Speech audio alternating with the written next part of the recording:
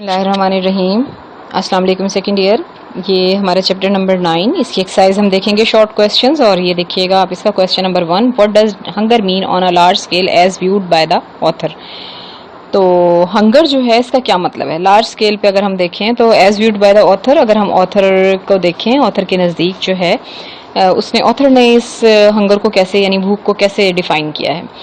تو آپ نے پڑھا تھا کہ جو ہنگر ہے it doesn't mean missing one meal. اس کا مطلب یہ نہیں ہے کہ کسی ایک ٹائم کا کھانا آپ نے مس کر دیا تو یہ بھوک ہے, یا آپ نے پورا دن کچھ نہیں کھایا. تو اس کا مطلب یہ ہے never having enough to eat. آپ کے پاس کبھی بھی اتنی مقدار میں کھانا نہ ہو کہ آپ اس کو کھانے کے بعد سیٹسفائیڈ فیل کریں, سیٹیٹڈ فیل کریں, بلکہ آپ کو ابھی مزید کی طلب ہو. This is known as hunger.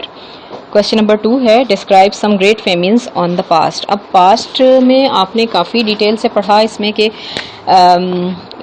بہت سارے جو قحط ہیں وہ گزرے ہیں. تو وہ کون کون سے ہیں؟ تو ہیومن ہسٹری میں انہوں نے جب ذکر کیا تو آپ کو سب سے پہلے انہوں نے ایجپشین ایک فراؤ کے دور میں نائل دریائے نیل میں انہوں نے بتایا آپ کو کہ اس میں 7 سال تک توحیانی نہیں تھی, جس کی وجہ سے دیر واز اے فیمن. پھر انہوں نے 7 سال کا جو جو مصر میں حضرت یوسف علیہ السلام کے دور میں جو قحط پڑا تھا اس کے بارے میں بتایا. حضرت عیسیٰ علیہ السلام کی پیدائش سے لے کر 1800 تک, سن 1800 تک یورپ میں 350 کوئی مختلف قحط جو ہیں مختلف اوقات میں آئے. اور اسی عرصے میں انگلینڈ نے بھی ہر 10 سال کے بعد ایک قحط پڑا. چائنا کا انہوں نے ذکر کیا کہ چائنا میں تقریباً 1 صدی میں یعنی 100 سال میں 90 بڑے قحط, یعنی آپ دیکھ لیں کہ تقریباً ہر سال میں ہی آلموسٹ ہر سال 1.25 سال کے بعد جو ہے وہ بہت زبردست ان کے ہاں بہت شدید قسم کے قحط پڑے. 1921 اور 22 میں رشیا کا ایک فیمن کا اس میں ذکر ہے کہ اس میں بہت سارے کئی ملین جو لوگ تھے وہ مارے گئے تھے. اور تقریباً بنگال کا جو 1969 کا 1969 کا جو قحط تھا اس میں تقریباً 1 کروڑ لوگ 10 ملین پیپل جو ہیں دے ڈائیڈ. اور 1942 میں آپ نے بامبے کا پڑھا تھا کہ اس میں بھی تقریباً 10 لاکھ لوگ جو ہیں وہ بامبے میں کے قحط میں مارے گئے تھے. 1964-65 میں انڈیا جو ہے اس نے دنیا کی صدی کا ہم کہہ لیں کہ سب سے بڑا جو قحط تھا وہ وہاں پہ پڑا تھا. How do famines occur. Question number 3 آتے کیسے ہیں, یہ کیسے واقع ہوتے ہیں قحط. دیکھ لیں اس کی کئی وجوہات آپ نے پڑھی تھی. سب سے پہلی وجہ تو یہ ہے کہ اگر بہت کھانے والے زیادہ ہوں اور خوراک جو ہے وہ کم ہو. خوراک کم کیسے ہوتی ہے؟ مثال کے طور پر بارشیں نہ ہوں, فصلیں, ظاہر ہے جب بارشیں نہیں ہوں گی تو فصلیں نہیں ہوں گی, فصلیں نہیں ہوں گی تو خوراک کی کمی واقع ہو جائے گی. فیمنس اس طرح بھی آتے ہیں. پھر آپ یہ دیکھ لیں کہ کچھ وبائیں ہوتی ہیں جن کی وجہ سے, اور کچھ اس طرح کی مہلک بیماریاں ہوتی ہیں, کبھی کوئی ایپیڈیمکس اس طرح کی پھیل جاتی ہیں. تو یہ ساری چیزیں جو ہیں وہ بڑے پیمانے پر خوراک کی کمی کا اور پھر بالآخر قحط کا سبب بنتے ہیں. کویسچن نمبر 4 ہے what is the main reason for population increase today. آج پاپولیشن انکریز ہونے کی کیا وجوہات ہیں؟ یہ بھی ہم نے بڑی ڈیٹیل سے پڑھا. برتھ ریٹ اور ڈیتھ ریٹ کا ہم نے پڑھا کہ برتھ ریٹ جو ہے وہ 1000 لوگوں میں مزید جو لوگوں کا اضافہ ہوتا ہے, جتنے لوگ بڑھتے ہیں وہ برتھ ریٹ کہلاتا ہے. اور جبکہ ڈیتھ ریٹ بھی اسی طرح سے ہے کہ 1000 کی آبادی میں سے مرنے والوں کی جو تعداد ہوتی ہے وہ ڈیتھ ریٹ کہلاتی ہے. ان کا جو ڈفرنس آتا ہے, اگر شرح پیدائش بڑھ جائے اموات سے تو آبادی میں اضافہ ہو جاتا ہے. اگر شرح پیدائش کو قابو کر لیا جائے, اور ہمیں پتہ ہے میڈیکل فیسلٹیز جو ہیں وہ آج کافی بہتر ہو گئی ہیں پاسٹ کی نسبت, تو اس کی وجہ سے بھی آبادی میں اضافہ ہوتا ہے. تو یعنی شرح پیدائش اور جو اموات ہے یعنی ڈیتھ ریٹ اور برتھ ریٹ جو ہے ان کا ڈفرنس جو ہے وہ آبادی میں اضافے کا سبب بنتا ہے. کویسچن نمبر 6 ہے what have public health measures to do with increase in population. Public health جو ہے، عوام کی جو صحت عامہ ہے، یعنی اس کے لیے جو لیے گئے اقدامات ہیں ان کا انکریز ان پاپولیشن یعنی آبادی میں اضافے سے اس کا کیا تعلق ہے؟ پبلک ہیلتھ جو میجرز جو ہوتے ہیں، اگر اس طرح کے جو سٹیپس لیے جاتے ہیں تو یقیناً ان سے بہت ساری ایپیڈیمکس اور بہت ساری ڈیزیزز، مہلک ڈیزیزز جو ہوتی ہیں ان پہ قابو پایا جا سکتا ہے۔ مثال کے طور پر پاسٹ میں یہ ویکسینیشن نہیں ہوتی تھی جو آج بچوں کو ان کی پیدائش کے بعد مختلف انجیکشنز جو کی صورت میں دی جاتی ہے ویکسین۔ تو یہ جو ویکسینیشن ہے یہ ان کو بہت سی بیماریوں کی روک تھام میں بہت ہیلپ فل ہوتی ہیں۔ تو یہی وہ میجرز ہیں جو گورنمنٹ لیول پر لیے جاتے ہیں اور جن سے بچوں کی جو شرح پیدائش ہے، بچوں کی جو صحت ہے وہ کافی بہتر ہو جاتی ہے اور ان کی شرح اموات کم ہو جاتی ہے، اور اس طرح آبادی جو ہے وہ انکریز ہو جاتی ہے، یعنی ان کی شرح پیدائش شرح اموات سے بڑھ جاتی ہے کیونکہ ہم بہت ساری بیماریوں پر قابو پا چکے ہیں۔ کویسچن نمبر 7 جو ہے، account for the high birth rate in under developed countries.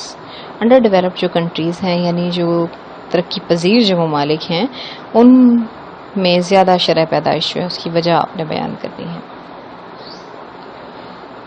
جو انڈر ڈیولپڈ کنٹریز ہیں ان میں جو مین ریزن ہوتی ہے for high birth rate, it is because of illiteracy and ignorance of the people. آپ دیکھیں کہ لوگ زیادہ، آپ نے پڑھا کہ بہت زیادہ لوگ اسپیشلی جو اولڈر پیپل ہوتے ہیں they don't know what to read and write, لکھنا پڑھنا نہیں جانتے،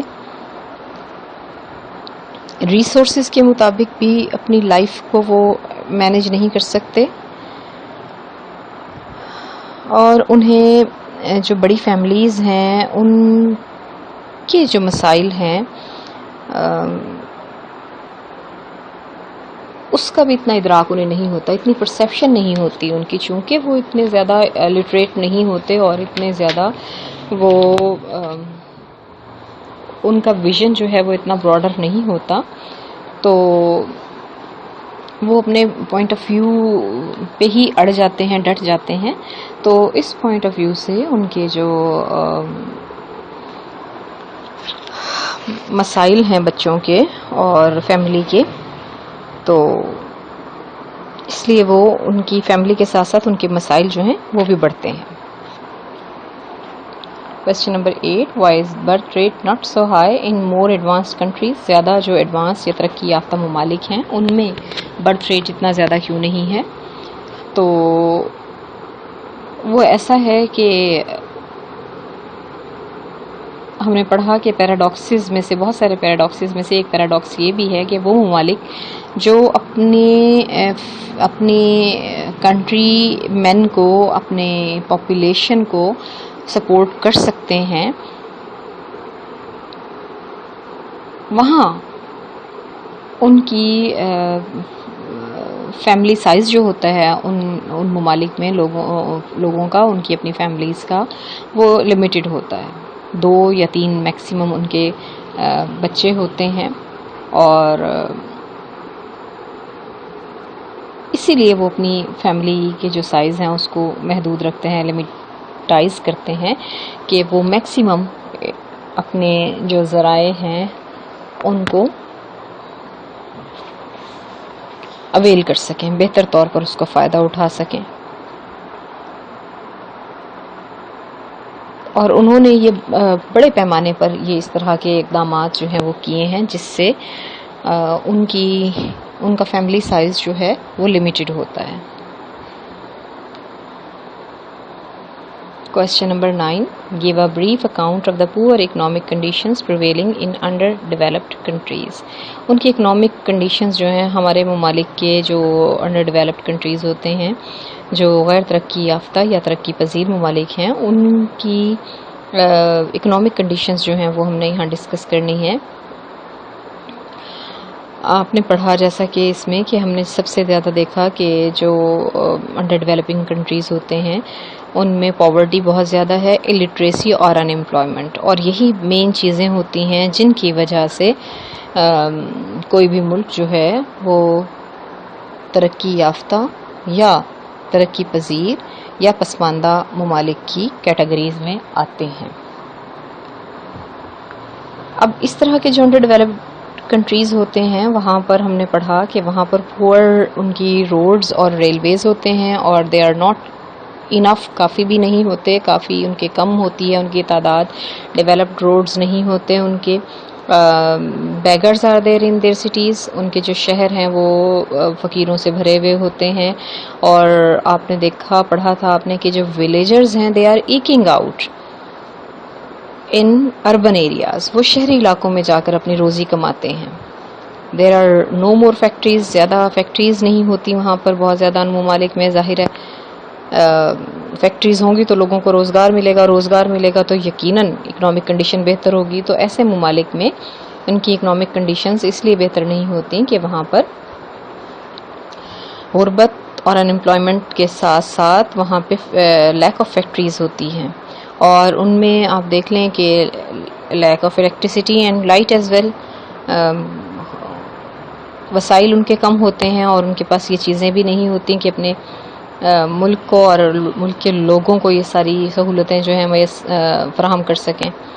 پھر آپ دیکھیں کہ وہاں پہ hospital, schools and colleges are few and far between, یہ ہم نے پڑھا تھا کہ وہ بہت کم وہاں پر ہوتے ہیں، تعداد ان کی بہت کم ہوتی ہے، اور کیوں ہوتی ہے؟ کیونکہ people are not interested in education at all, لوگ جو ہیں زیادہ توجہ ہی نہیں دیتے اور زیادہ ان کا انٹرسٹ ہی نہیں ہوتا ایجوکیشن کی طرف، اور ان کا سب سے جو امپورٹنٹ اور لاسٹ پوائنٹ ہم نے پڑھا تھا وہ یہ کہ ان کی جو ایکسپورٹس ہوتی ہیں وہ نہ ہونے کے برابر ہوتی ہیں، امپورٹس بہت زیادہ ہوتی ہیں، ایکسپورٹس جو ہوتی ہیں وہ ان کی فنشڈ پروڈکٹس نہیں ہوتی بلکہ را مٹیریل ہوتا ہے، را مٹیریل جو ہے اس کی قیمت میں آپ نے پڑھا کہ کافی فلکچویشن ہوتا ہے، کافی اتار چڑھاؤ ہوتا ہے، جس کی وجہ سے ملک کی اکانومی جو ہے وہ کافی ڈسٹربڈ ہوتی ہے۔ بچوں یہ ہمارے 9 چیپٹرز جو ہیں دے ہیو بین کمپلیٹڈ، اور اس میں آپ نے دیکھا کہ اس کے کویسچن آنسرز بھی ہمارے ہو گئے ہیں، اور اب آپ نے اگلے 5 ایڈیمز جو ہیں وہ اس کے ساتھ تیار کرنے ہیں۔ اللہ حافظ۔